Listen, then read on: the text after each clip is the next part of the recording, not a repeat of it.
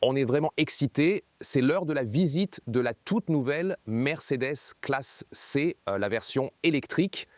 Qu'en est-il de la version essence? Et qu'en est-il de la version électrique? Et comment se compare-t-elle à la BMW i3 récemment présentée à la toute nouvelle génération de la série 3? Quelle stratégie ces concurrents adoptent-ils de manière précise? Et tout ce que vous devez savoir ici, de l'extérieur, l'intérieur et de la technologie embarquée, avec Thomas sur Autoge Full en 4K, plein écran et en intégralité. On commence par l'avant de la classe C électrique, comme il l'appelle ici. Voilà l'AMG Line Plus avec le Pack Night. Donc vous avez le chrome foncé qui souligne cet énorme calandre avant qui est fermé, mais ça signale, pour ainsi dire, un look rétro. Et ici, on a aussi l'éclairage, ces points individuels d'éclairage, puis un éclairage aussi dans le contour intérieur, et l'étoile est aussi éclairée en Europe. Juste ça, en Amérique du Nord, par exemple, vous avez aussi l'anneau illuminé autour. Ça tient aux réglementations, pas aux constructeurs. L'AMG Line et l'AMG Line Plus ont ici ce graphisme visuel, puis dans la prise d'air basse. À la partie extérieure, le Digital Light est en option, c'est une matrix LED et ici c'est alors aussi avec TH, le motif étoilé dans la lumière. Et ils en jouent beaucoup, vraiment, parce que les bleus sont bien les Digital Lights. Et juste ici, effet spectaculaire. Quand j'appuie juste un peu ici sur le logo Mercedes et que je relâche, là c'est le frunk. Autre mécanisme intéressant ici pour le déclenchement. Ça s'ouvre facilement, vraiment. Et pas seulement pour un câble de charge. Il y a aussi ici un très bon tapis de sol premium, pour ainsi dire. Ce sont, celles-ci. Les fentes du splitter, en gros pour le franc US qui ressemble à ça, ils ont toujours cette réglementation pour que tu n'aies pas l'idée de mettre des gens dans le franc. À propos de ça, alors ici en Europe, au moins on peut avoir le franc libre, libérer les francs. Et voilà. Maintenant, c'est refermé. La lavande est de cette couleur, donc oui, Léa aimerait probablement ça. Porsche l'appelle Provence dans sa gamme. Donc oui, je trouve ça très élégant, assurément. Ici, on peut voir la silhouette classique de berline. Elle est un peu plus longue de 13 cm, soit environ 5 pouces, que la C-Class à moteur thermique. La plupart de ces 10 cm servent à allonger l'empattement. Cela dit, je peux déjà vous dire qu'elle n'aura pas beaucoup plus d'espace pour les jambes que la C-Class, juste un peu plus d'1 centimètre. Pourquoi? Ils ont gardé le capot assez long pour une électrique. Vous le voyez ici, 4 raisons de design. Pour l'aérodynamique et aussi pour avoir ce grand coffre avant, parce qu'il y a aussi la Mercedes CLA qui repose sur une autre plateforme. Il a un capot avant plus court et est dans un segment différent. Et ici, ils veulent encore ce look plutôt élégant de la classe C. Celui-ci repose sur la même plateforme que la Mercedes GLC EQ. Fait intéressant, ici, ils n'utilisent plus l'appellation EQ. Ils reviennent au nom traditionnel classe C électrique ou C classe électrique, selon comment on préfère le dire. Et ici, ces jantes vont de 18 à 20 pouces, donc celles-ci, en 20 pouces, sont effectivement les plus grandes disponibles. Puis plus d'accent noir, parce que là, ici, la partie basse, la partie haute, les coques de rétroviseur. Le Pack Night est ici inclus parce que vous avez l'AMG Line Plus et ensuite, vous pouvez varier selon le look que vous voulez. Et ouais, ligne de toit allongée. Mais elle a, tu sais, comme une C-Class classique, aurait plutôt genre ce décrochement plus marqué ici. Là, tu vois, c'est étiré juste là pour l'aérodynamique, encore une fois, parce que ça sera aussi assez aérodynamique. La valeur officielle du CD n'était pas dispo au tournage, mais ça paraît très aérodynamique. Et ici aussi, un peu style coupé, pour ainsi dire. Cela nous rappelle un peu l'arrière des EQS et EQE, quelque chose comme ça, en effet. Et c'est pareil, le GLC EQ a son panneau noir. Honnêtement, je ne suis pas du tout fan de ce design, vraiment. Les lumières à l'intérieur avec les petites étoiles, encore la même signature. Je trouve que ça aurait peut-être été plus intemporel d'utiliser davantage cette belle couleur de la voiture. Alors, qu'en pensez-vous? Et ça, on peut déjà vous le montrer maintenant. Bientôt, plus de, vous savez, toutes les mesures et tout ça. Mais vous voyez, c'est le coffre séparé d'une berline. Voyons si nous aurons également un brake. Un brake peut-être plus tard. BMW a choisi la silhouette classique de berline. on peut pratiquement confirmer le Touring. Partie inférieure en noir laqué, ici encore AMG Line Plus avec le Night Package. Et avec l'AMG Line Plus, on a aussi ici ce becquet noir supplémentaire en haut qu'on n'a pas sur les modèles de base. On l'a seulement avec l'AMG Line Plus. Probablement pas top pour l'aérodynamique, honnêtement. La trappe de recharge est ici, côté passager. Nous avons des valeurs assez similaires ici. Trappe de recharge électrique, comme sur le GLC électrique, 11 kW AC ou 22 en option. Et ici, la charge en courant continu pique à 330 kW, du moins la valeur officielle. Mais le GLC a aussi atteint 350, 355, au moins pendant une brève période. Après, ça a chuté. Ça veut dire passer de 10% à 80% d'état de charge en 22 minutes au mieux pour la batterie nette de 94,5 kWh. Et si on y pense maintenant, OK, c'est la même batterie pour la GLC EQ, plateforme MB.EA. La GLC EQ et la C-Class électrique partagent la même plateforme. Les modèles plus grands auront une autre plateforme plus petite, la MMA, avec la CLA qui est disponible là en électrique et à combustion. Celle-ci, c'est une plateforme purement électrique. Il n'y aura pas de C-Class thermique sur cette même plateforme. Pour le moment, la C-Class thermique va rouler en parallèle avec celle-ci, ici, et on verra s'ils vont peut-être faire un genre de restylage. C'est une stratégie un peu différente parce que BMW va sortir une toute nouvelle série 3 thermique assez retouchée qui ressemblera exactement à la i3 électrique, mais resteront sur des plateformes différentes. Donc oui, c'est très intéressant de voir ce que donneront les développements récents. Ici, pour la batterie de la C-Class électrique, elle est plus petite que celle de la BMW i3 qui en utilise 108,7 kWh. Elle dispose d'un réel avantage en accélération, 0-100 en 4S. La section électrique, 4 secondes pour le 0-100 km/h, un moteur électrique à l'avant, un à l'arrière, et celle-ci a une transmission à 2 vitesses. Normalement, on passerait déjà à la vitesse suivante pour l'efficacité vers 70 km/h. Mais si tu fais 0 à 100, ils peuvent jouer avec la première vitesse et la faire passer de 0 à 100. BMW n'a qu'un rapport, donc ces voitures sont moins rapides en accélération. On attend un 4,7 S pour la i3, c'est 4,9 secondes pour l'iX3 pour le SUV, alors qu'il est en fait légèrement plus rapide encore à 4,3 secondes pour le GLC EQ. Ouais, intéressant. Mercedes a une plus petite batterie mais accélère plus vite. Et ouais, on verra pour l'autonomie et l'efficacité. Qu'est-ce qu'on peut calculer concrètement pour l'autonomie ici? Réaliste, tu peux faire au moins 500 km, 300 miles. Même à bonne vitesse, sur l'autoroute, ça passe sans problème. Et le chiffre officiel est bien sûr bien plus élevé, ouais, mais c'est toujours plus pertinent de regarder les chiffres réalistes. Et important aussi côté techno, d'abord le convertisseur DC-DC pour la charge en 400V qui, selon les marchés, est soit de série, soit en option. Et celui-ci, contrairement à la BMW i3, a la suspension pneumatique en option. C'est un pack suspension pneumatique plus braquage de l'essieu arrière qui tourne de 4,5 degrés en sens inverse des roues avant. Donc c'est une option exclusive pour rendre la conduite évidemment encore plus douce. Bref, vous voyez qu'on met l'accent différemment. Du concurrent BMW i3 à la C-Class électrique, ça va être très intéressant, surtout dans la comparaison de conduite très bientôt. Pour l'intérieur, on a la clé juste ici. Petite, classique, et puis quand on l'ouvre, ou avec le Keyless Go, ici, ces poignées affleurantes s'ouvrent.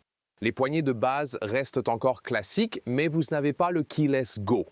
Il faut obligatoirement appuyer sur Open de la clé. Pour le keyless, il faut utiliser celle-ci. Il reste quand même mécanique quand on les ouvre comme ça. Mais pour le marché chinois, ils devront probablement choisir des poignées de porte standard alors. Et peut-être bientôt pour d'autres marchés, on verra à l'intérieur des portes, tout est recouvert ici d'un joli simili-cuir. Belle texture ici. 4 commandes de vitres. Sur la CLA, il n'y en a pourtant que 2. Ici, on en a 4. Il y a un plastique dur à l'intérieur de la porte, mais au moins un revêtement en caoutchouc. L'option Boom, c'est le système audio. Ce que je peux aussi vous montrer, c'est, ouais, ça marche ici. Du verre feuilleté pour l'avant. Je l'ai demandé explicitement et ils disent que c'est en fait fourni de série. Ici, il est feuilleté à l'avant, il est verrouillé à l'arrière. Voyons, mets le contact. Alors, au fait, ici, sur la colonne de direction à droite, là, tu peux en fait mettre le contact. Regardons la lunette arrière, voilà, parce que ça ne devrait pas avoir d'éclairage. Non, je veux dire, c'est assez épais, mec, non épais au sens de la largeur. Mais pour l'avant, c'est déjà bien et c'est aussi standard. Et regardons ici l'éclairage d'ambiance. Je l'ai déjà plutôt mis sur le violet. Maintenant, ça va avec la carrosserie. C'est aussi bien fichu. Et les réglages de siège H, ça donne encore un peu de retour par rapport au modèle d'avant. Du coup, ça bouge encore un peu, vraiment. Alors, ici, nous avons d'abord le volant, perforation sur le côté. AMG Line, 2 branches et de vrais boutons sur le volant. On ne peut que les applaudir pour ça. Ils écoutent nos retours et ceux des clients. Côté droit pour le volume, par exemple.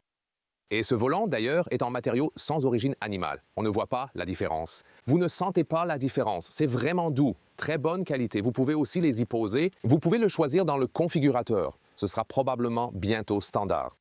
Vous n'y perdez rien, vous avez seulement à y gagner. Ici aussi, ce sont des sièges sport. De la microfibre à l'intérieur, puis le rouge à l'extérieur, très bonne qualité aussi. Vraiment, vous savez, une microfibre de très bonne qualité. Ça a vraiment l'air beau avec l'appui-tête intégré juste ici. Vous pouvez aussi l'ajuster. Je vous le montrerai dès que je serai dans la voiture. Il y a aussi une version confort sans renflement aux épaules. Cependant, la profondeur d'assise, en gros la soi-disant Einsitze allemande, devrait être la même pour le siège sport et le siège confort. Je leur ai demandé ça. Et ouais, on a un confort d'assise correct. Oh, bonne situation ici. Le volant se règle en hauteur et en profondeur, bonne prise en main du volant, taille correcte et encore une fois sympa, matière très très douce. J'aime aussi la perforation ici sur le côté. Pédale de changement ici, pas pour changer de vitesse mais pour la récupération. Et là tu mets simplement la vitesse comme ça par exemple. Et la position parking et l'allumage du côté droit, l'allumage pour ainsi dire. Ouais, et ici il n'y a pas de commande parce que sur l'intérieur des portes on peut rallonge un peu celui-ci ici et trouve une bonne position assise. Et je parlerai bientôt un peu plus du dégagement pour la tête depuis l'autre côté. Voilà le cockpit de la toute nouvelle classe C, la classe C électrique. Là, on voit mieux cet éclairage d'ambiance. Ouais, on va peut-être aussi le bricoler un peu. Il y a aussi des sortes de pré-réglages, pour ainsi dire. Mais tu peux aussi choisir des couleurs individuelles monochromes. Donc, ouais, ça dépend juste de ce que tu préfères, en fait. Et voilà l'hyperscreen. En gros, c'est un écran qui traverse pratiquement toute cette partie de bout en bout, vraiment. Mais ce n'est pas vraiment la norme. Normalement, on commence plutôt par 3 écrans bien séparés. Le 3e écran, c'est juste pour une image de fond. En option, l'écran latéral peut aussi servir d'écran passager, comme ici. Et ensuite, en option, ici, vous pouvez disposer de l'écran traversant de 39 pouces. Donc, d'un côté, c'est similaire au GLC-EQ, mais la position de conduite diffère. À l'angle, on voit clairement la différence i3 iX3. Ici, on est assis nettement plus bas, évidemment. Dans le SUV, ce serait presque comme si tu relevais les sièges, parce qu'ils sont les mêmes que dans le GLC-EQ, mais en fait, je serais assis presque comme ça dans le GLC-EQ. Et maintenant, c'est haut. C'est plutôt cette position assise basse, mais c'est peut-être un peu moins confortable pour les grands. Position d'assise plus sportive, on est assis plus bas, davantage connecté au véhicule. C'est aussi un truc, ça dépend de tes préférences. Hauteur ici, 189,62 jusqu'au toit vitré fixe. Voyons. Ah, c'est cool. Je peux même rallonger ça un peu ici. Le store par soleil, un tout petit peu plus encore.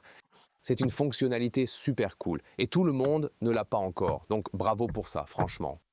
Puis on a ces bouches d'aération plutôt chic ici, avec en plus de jolis clics quand on les fait monter et descendre sur le côté. Encore ce style turbine avec de jolis clics audibles. Différents motifs de décalque sont disponibles. Vous pouvez prendre ce style sportif en carbone. On peut aussi l'avoir en bois. Ensuite, ici, la boîte à gants est minuscule, mais elle se rabat de façon très fluide, vraiment.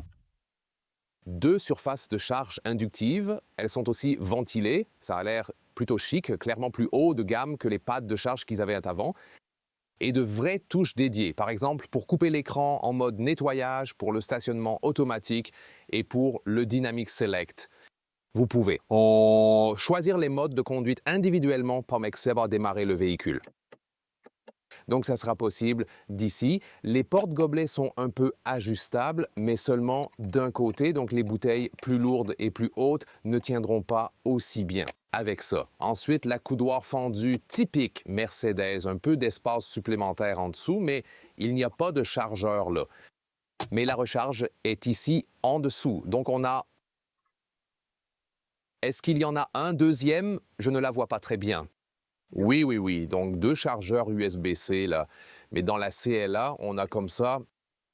Intéressant. Je sens donc ce trou ici par en dessous, là où... Attends une minute. Non, mais il y a.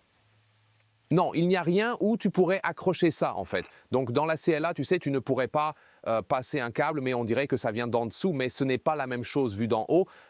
Ouais, c'est très intéressant, particulier, définitivement. Donc, globalement, la qualité de fabrication est en fait très correcte. Accès technologie avec tous les écrans et tout, l'affichage tête haute est aussi une option. Tu vois la boîte ici et aussi ici, le tableau de bord, par exemple, bien couvert. Et encore une fois, ils sont désormais disponibles en matériaux haut de gamme sans origine animale, montrant qu'on ne perd à aucun moment rien en qualité ni en durabilité.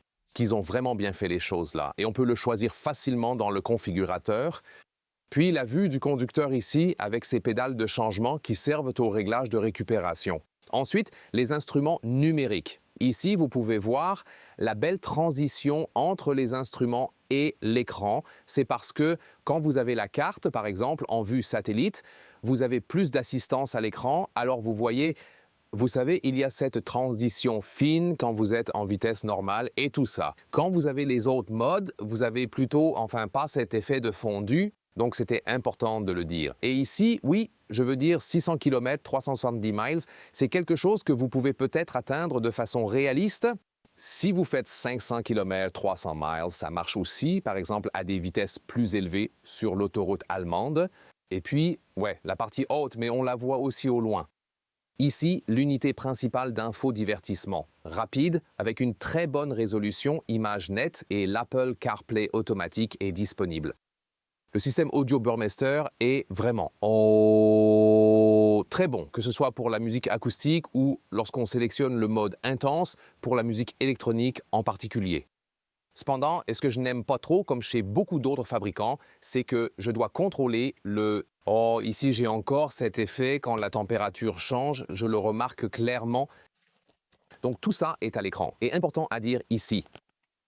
Ici, vous pouvez aussi contrôler le chauffage des sièges et du volant au premier niveau. Parce que ici, c'est bien que vous n'ayez que le premier niveau. Et puis vous voyez ici, le volant chauffant est aussi activé et reste.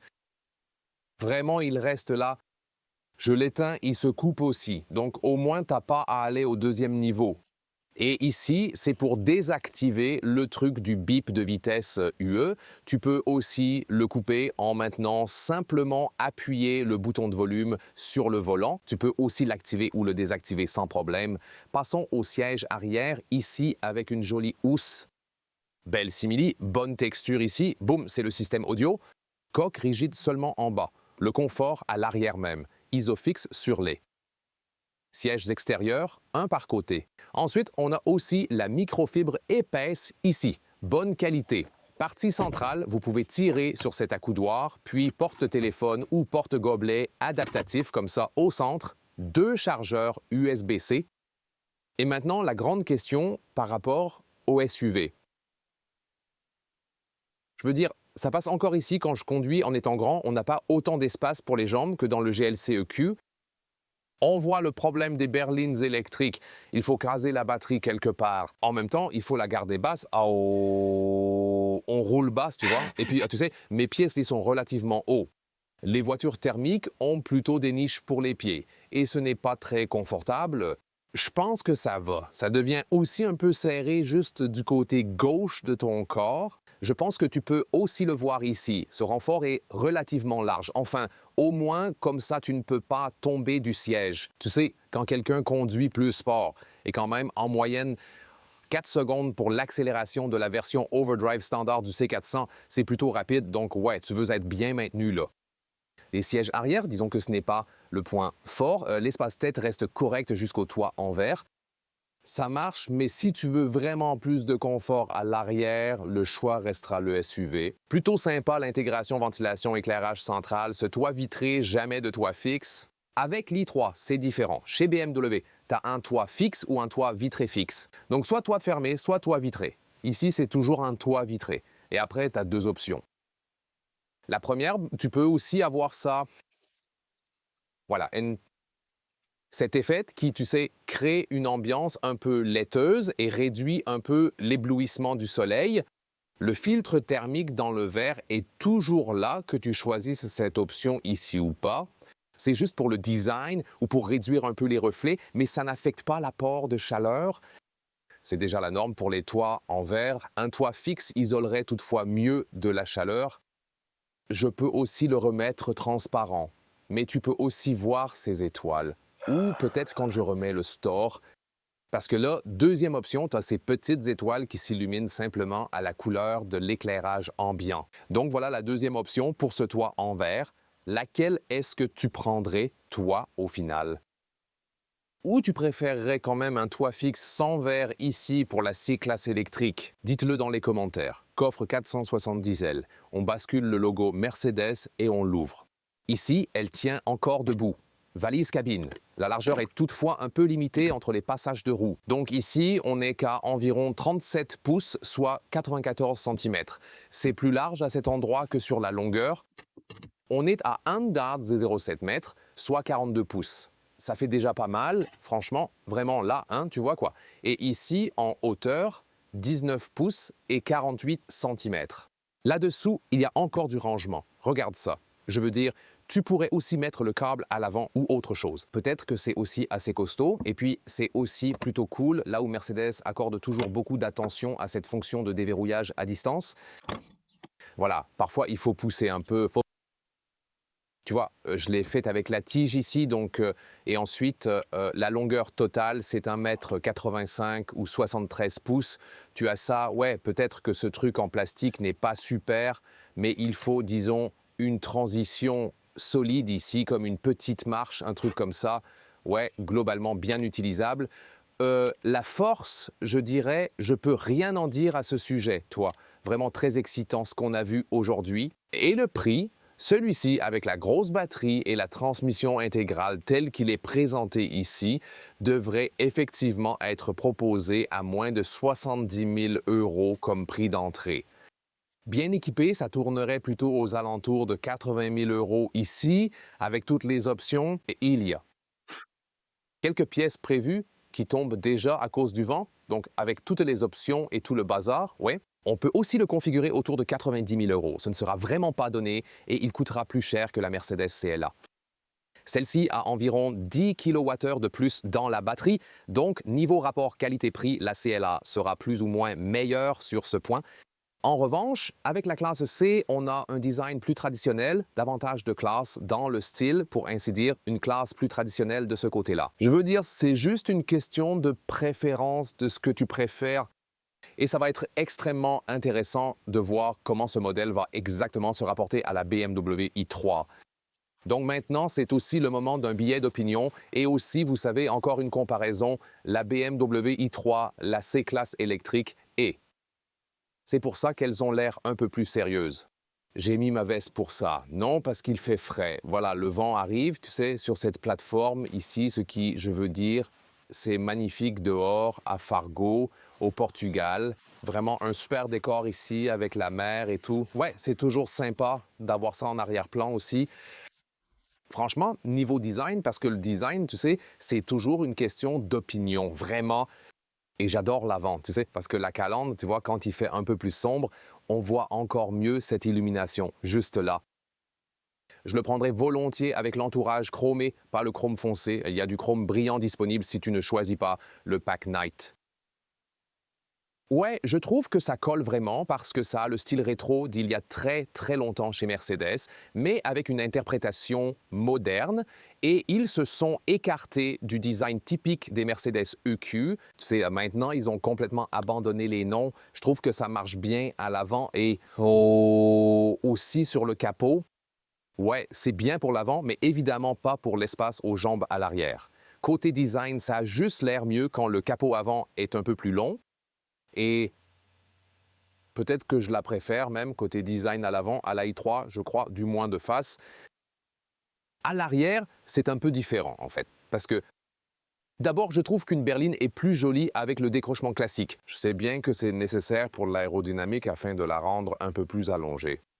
Mais je suis vraiment pas fan des panneaux noirs. Donc honnêtement, je dirais que je préfère l'avant de la C-Class électrique. Mais j'aime plus l'arrière de la BMW i3. Pour le design, voilà. L'intérieur, franchement, je veux dire, j'aime les deux. La C-Class électrique, c'est plus ou moins « Hey, on va rendre la zone d'écran super grande ». La i3, ouais, on ne met pas d'écran partout, mais on a cette vision panoramique, genre le grand tableau de bord qui fait tout le tour à l'avant. Et ils essaient aussi d'être un peu plus progressistes sur les éléments de design individuel là-bas, genre les deux intérieurs. Ouais, et je dirais que les sièges de la BMW i3 sont un peu mieux en termes de confort, genre la profondeur d'assise, et les sièges sont aussi un peu plus larges en eux-mêmes. Les sièges Mercedes, surtout les sports, sont peut-être un peu plus fermes, mais bon, si tu compares les sièges sport de l'i3, eux aussi sont un peu plus fermes, tu vois. Donc, il faut vraiment faire attention à comparer siège confort contre siège confort et siège sport contre siège sport, tu vois. Et là, ça se rapproche un peu, mais quand même, les sièges BMW sont un peu plus larges et peut-être un peu plus moelleux. Pour ainsi dire, ouais, ce sont comme les petites premières nuances. Et celui-là ici, plus rapide à l'accélération, 4 secondes contre probablement 4,7 secondes à cause de ce concept de boîte à deux rapports. Mais bon, si l'autonomie, c'est ce qui compte pour vous, quand on calcule maintenant 108,7 moins 94,5 kWh, donc oui, c'est un écart de... Jonas, t'es meilleur pour calculer ce genre de valeur? Non, lui, non, moi non. Donc environ 14 kWh, hein? Ça devrait être, ouais, quelque chose comme 14 kWh. Et ça, oh, Jonas a hoché la tête vers la caméra. C'est un écart important, donc il faut qu'on regarde l'efficacité. Mais si ce que tu veux, c'est vraiment faire de très longues distances, alors l'i3 aura probablement un avantage, mais j'ai vraiment hâte de conduire les deux, de faire des tests d'efficacité avec chacun, puis d'en tirer une conclusion finale sur leur comportement. Et celui-ci dispose aussi d'une suspension pneumatique et d'un braquage d'essieu arrière, ce que BMW n'offre pas. Cela dit, la suspension de base de BMW est déjà excellente et ils ont un concept d'arrêt en douceur, un logiciel qui fait freiner la voiture sans qu'on ait l'impression qu'elle s'arrête. Et BMW est plus sophistiqué au niveau des systèmes d'assistance, par exemple. Donc, vous voyez, ils ont à la fois différentes nuances, mais clairement, ces dernières années, les constructeurs allemands ont peut-être raté quelques éléments. Maintenant, ils sont incontestablement de retour. Et ici, dans le segment des berlines moyennes, cela vaut tout autant pour BMW que pour Mercedes.